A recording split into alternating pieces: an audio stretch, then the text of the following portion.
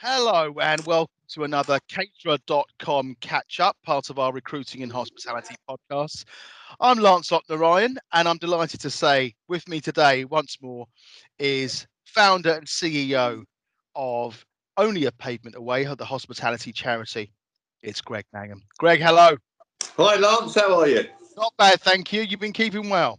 Yeah, very well, thanks. Busy but well, thanks. And you? Good, good. Yes. Oh, just the same. It never ends. It never ends. Well, look, we've got a lot to talk about today, so let's crack on. First of all, I would like to ask you about the new Only a Pavement Away COVID support hub. Now, what I'd like to know is how it all started, how it came into being, and how it works. Can you talk us through it? Yeah, it was a conversation and much of it with your colleague Kathy to actually say that what we found with a number of the homeless people coming into work is that they didn't understand the system, that when they were getting work, it was affecting their universal credits and it was a very laborious task to go through it. And then when we saw sort of the thousands and thousands of hospitality workers being made redundant, a number of people were doing things, but no one was bringing it all together. So we said, how about, our ethos is to be a conduit. So why don't we have a conduit? And on that, what we decided to do was we were going to list how do you get universal credit? How can you claim any benefits? How can you protect yourself from eviction? What happens if you're being laid off? What other benefits can you get? And all these types of things that will protect you. And then we also decided to put it in, get Google Translate on it. So that if you are someone who's from a country and your English isn't particularly good, I know from personal experience with family members that trying to get into universal credit's a minefield. So God knows what it must be like if your English isn't good. So we then got everything translated, and then we said, well, hold on a minute. What about linking into jobs board? So we then linked into other people's jobs board, and then we went to Licensed Trade Charity and said, what about putting up all your stuff on there on mental health?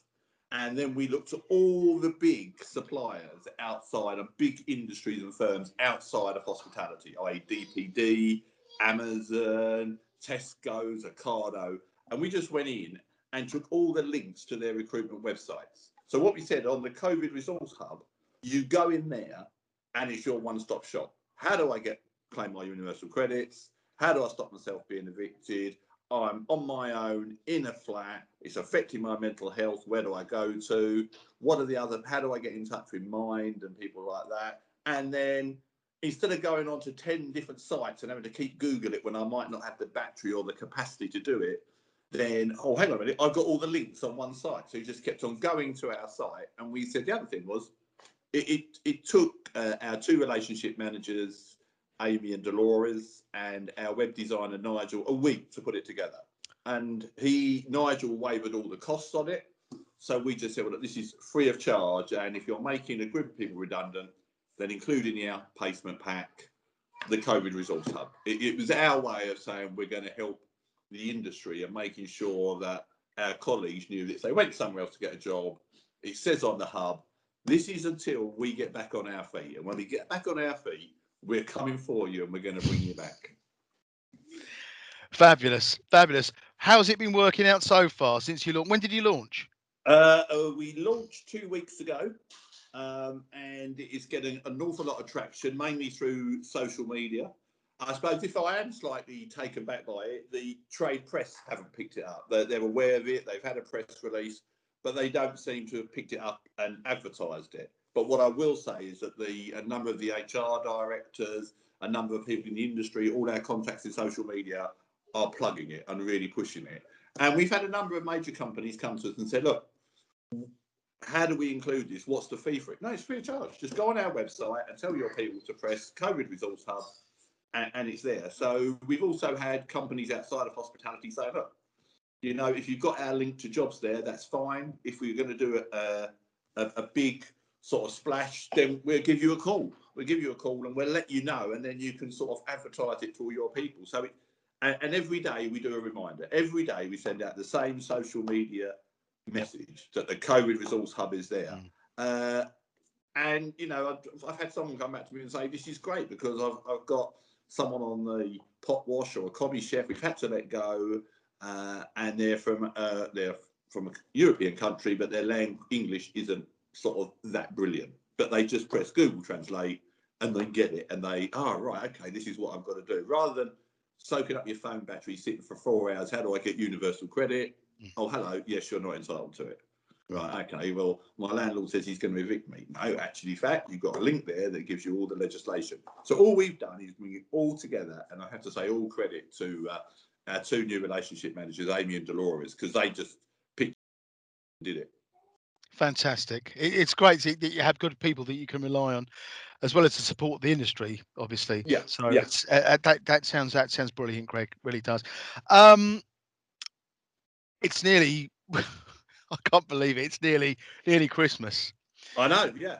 I mean, we've got winter warmth coming up that you did. Is it the last 2 years you've been doing that? Is that right? No, this will be our second year. And Second year, right? Yeah, funnily enough, I've been putting all the logistics for that together this morning. We've had some great support. We've had Feel Good Drinks, Green King,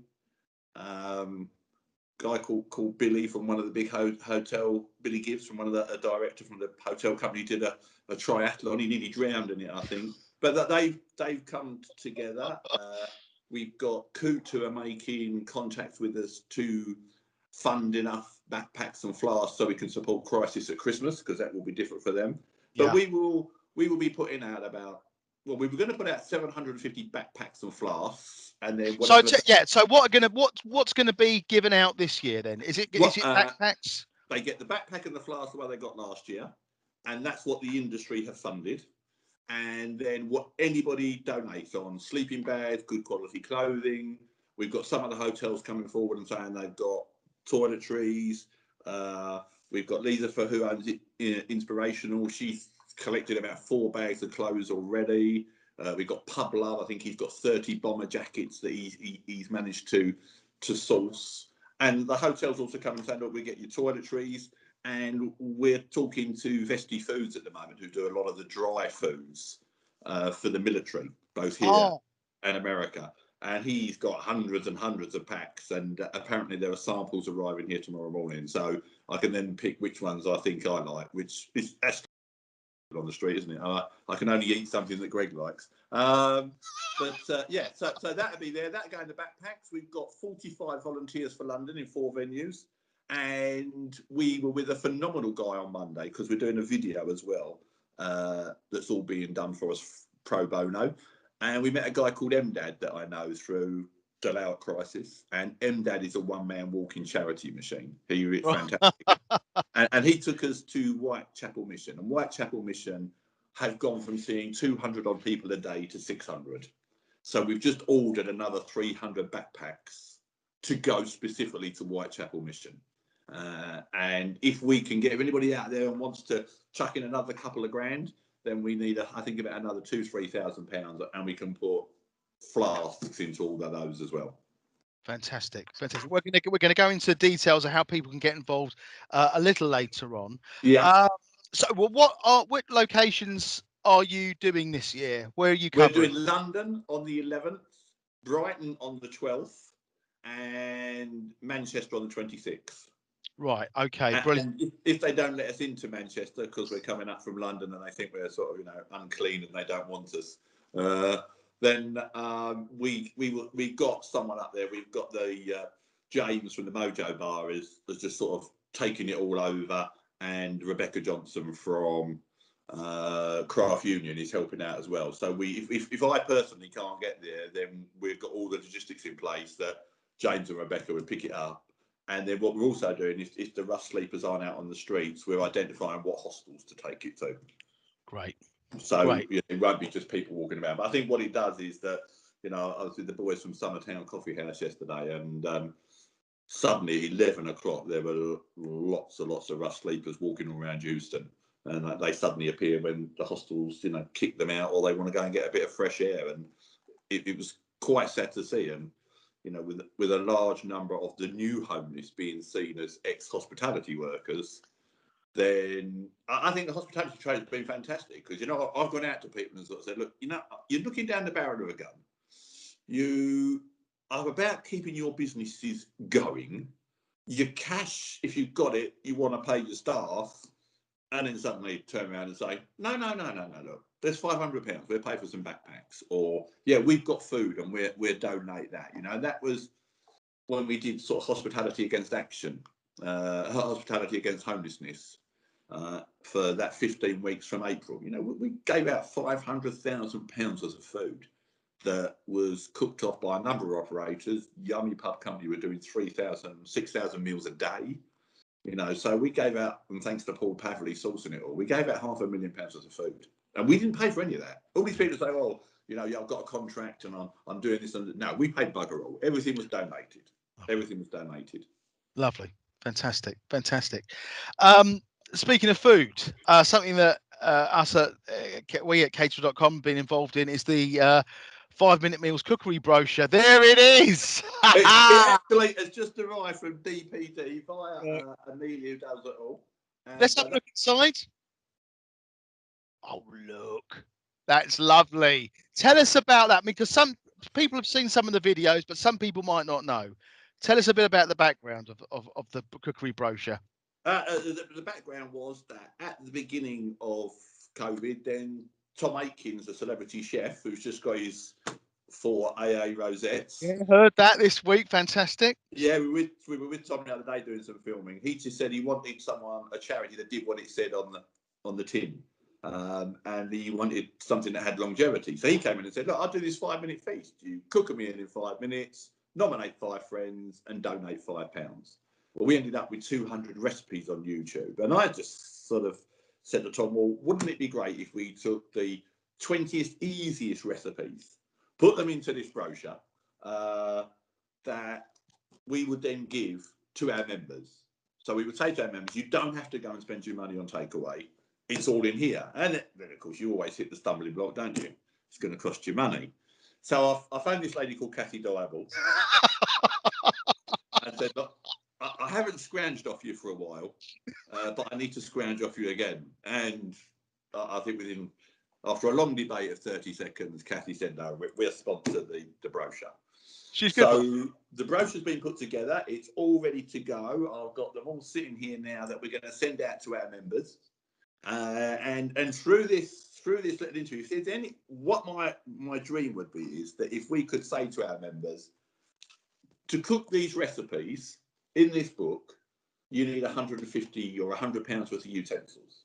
So Tesco, Sainsbury's, Ocado, if you're out there, if you want to give us, for our 25 members, £150 for each member, we'll buy their utensils and a month's worth of ingredients, then don't be shy.